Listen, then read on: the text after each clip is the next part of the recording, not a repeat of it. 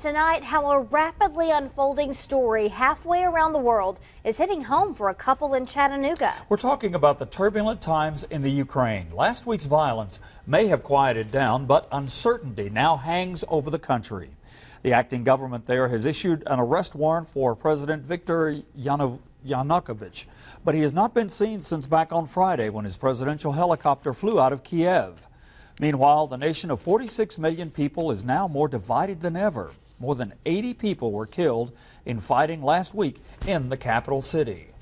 Meanwhile, in Chattanooga, a Ukrainian mission couple is keeping tabs on the turmoil overseas. While the country becomes more divided, they must watch and wait to return to Ukraine to continue their work in the church. News Channel 9's Brianna Arredondo joins us now to share their story. Brianna. A lot of uncertainty surrounds Ukraine right now, and for Ann and Vitaly Sokol, they told me their family overseas lives in fear. They said that they never thought politics would spark the deadliest violence in the country in more than 20 years. My family right now in Ukraine, my relatives, they don't feel safe. Vitaly Sokol and his wife Ann depend on social media to stay informed of the turmoil in their home country. For now, they live in Chattanooga, but they've worked as missionaries in Kiev, the center of deadly protests against the country's leader. My American heart that loves justice and freedom really rises up for them. Although I will just say that in their history, they don't get justice. In their history, they don't get what's fair and right. Protesters rallied against President Viktor Yanukovych, whom Parliament forced out over the weekend.